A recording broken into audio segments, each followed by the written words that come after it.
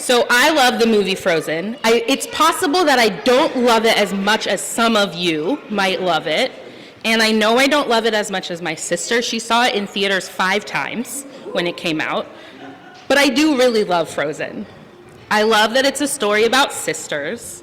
I love all the things that they learn in the story and the ways that it helps me think about love and family. I love the characters. I especially love Olaf and Sven. I love how beautiful the snow is. I love all the songs which we've been hearing so beautifully today. I love the funny jokes. But one of the things I love most about Frozen is all the different ways I've heard people talk about it, and all the different ways people understand what Elsa's powers could mean. Elsa's parents don't understand her powers, and after she accidentally hurts her sister Anna with her powers, they tell her it's better to hide her powers away. Conceal, don't feel. They say this because they think it will be better for everyone. They even think it will be better for Elsa. In our society, a lot of times, people are told to hide things about themselves to make life easier for other people. Sometimes people get told to hide their feelings, to not show when they're sad or they're mad because it might make other people uncomfortable. And sometimes we think it's better to not make people uncomfortable. Sometimes people are told to pretend that parts of who they are don't exist, like who they love or what gender they are. Sometimes people are told to pretend they don't think about the world the way that they do, that how their brains work isn't good and they should pretend to be different. So for some people, Elsa's powers remind them about mental health, about the way our brains work and feelings. You can think about Elsa being told to hide her powers like being told to hide your feelings away and trying to make them different from what they are. Some people have said that Elsa's powers remind them of being told not to love who they are, who they love, or to be who they are. They have to hide those things away. And I'm sure there are even more things that people think about Elsa's magic and what it reminds them of, which is one of the things that I love about stories, about books and movies and all sorts of stories that we hear and that we tell. They can make us think about our own lives, and different people can be reminded of different things. We don't always get the same thing from stories. Stories can help us notice and make sense of our own lives, our own experiences, and that's why stories are so powerful. That's part of why we tell stories. So in Frozen, Elsa is told to hide her powers, and she gets convinced that that's the best thing for everyone, especially after she hurts her sister, which she didn't mean to do. But it turns out that hiding her powers doesn't make them go away. It just means she doesn't learn how to use them, and she gets really scared about them coming out and how they then might scare other people. And eventually, when Elsa's powers do come out at the coronation, everyone gets scared, even Elsa, and she runs away. Part of why hiding her powers doesn't work is because, as one of the trolls reminds us in the song Fixer Upper, people don't really change. Even when we ask people to hide parts of who they are, they don't actually go away. They don't stop being part of that person. They might be hidden away, but they're not gone, as Elsa learns. When we don't get to be ourselves, when we have to hide pieces of who we are, it can be really scary, worrying that people might find out. We can spend a lot of our time being scared and worried instead of celebrating all the different parts of ourselves and who we are. And then Elsa sings Let It Go, which we all got to sing together today. For me, this song is a reminder of Elsa accepting her powers. She feels free, she lets it go, she takes off those gloves and she changes into a beautiful ice dress. She makes her ice palace. She starts to learn how to use her powers the way she wants to use them. She starts to learn all the things that her powers can do. She stops caring about what other people might think, and she starts to figure out this really important piece of who she is, her powers, and figure out how they can be part of her life. But even when she embraces those powers, Elsa still thinks that the world would be better if she was far away and just by herself. She thinks that what's best for everyone is that she lives in her ice palace alone, using her powers but not being around anyone else. And her sister Anna won't let that happen. Anna wants her sister to come back, partly because she would like her to get rid of the ice and winter that she brought to Arendelle, but partly because she loves her sister, every part of her sister, and she wants to share her life with her. And even when Elsa accidentally freezes Anna's heart, Anna still wants her sister around, even with her powers, because she knows that those powers are part of who Elsa is. After Anna's heart is frozen, we learn that only an act of true love can save her. And one of the trolls immediately says, "A true love's kiss, perhaps?"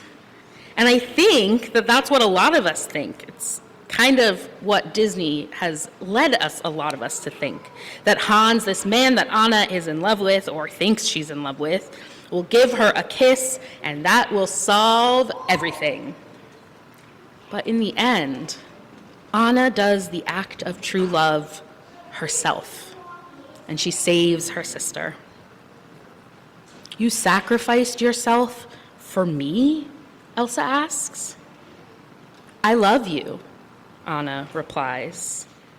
And Olaf, who does such a good job of making sure we don't miss anything in this story, says, "An act of true love will thaw a frozen heart."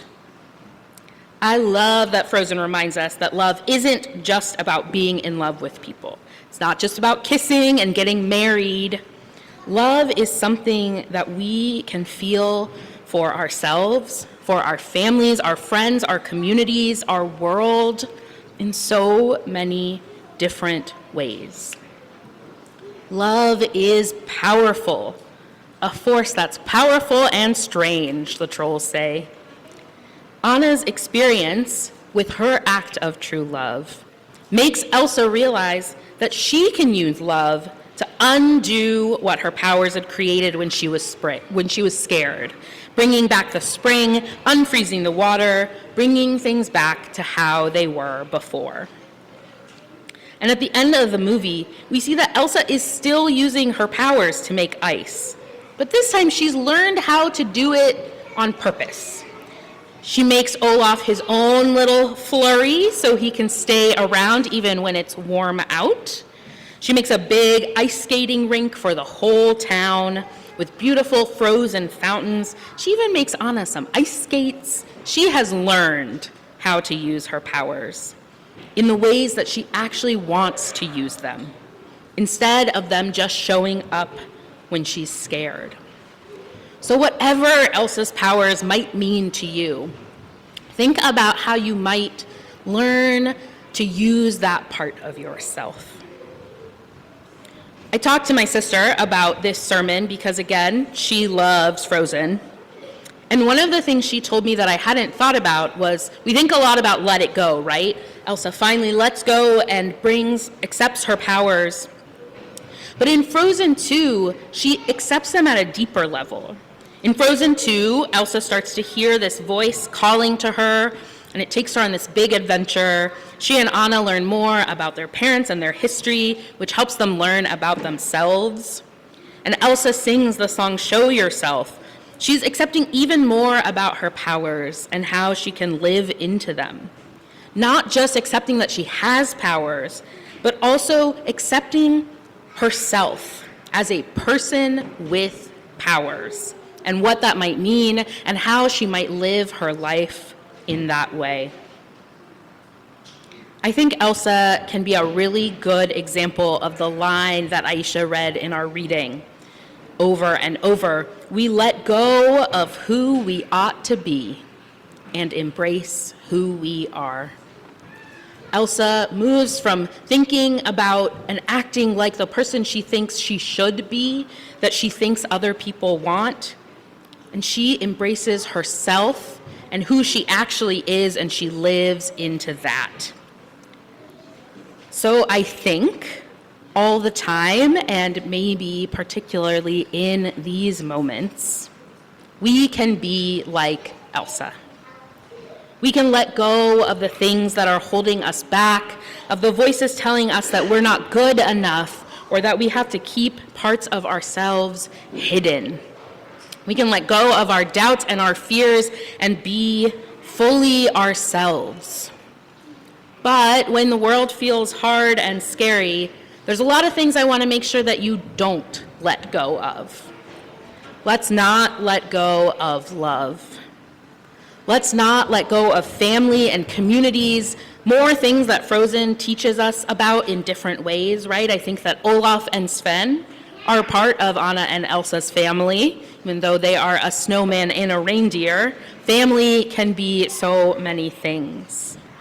Let's not let go of learning about ourselves and who we are and how we can be our full selves in the world, even when the world might be telling us not to be.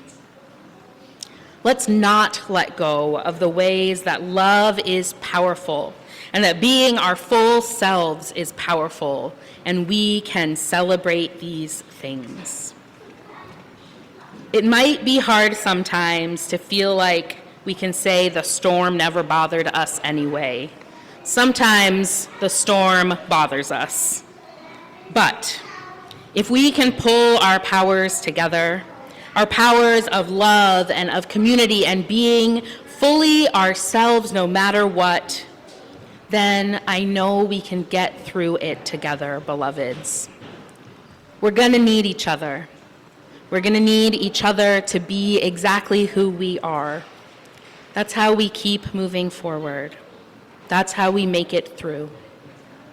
So let's let go of what we no longer need and hold tight to community and move through this storm together. May it be so, and amen.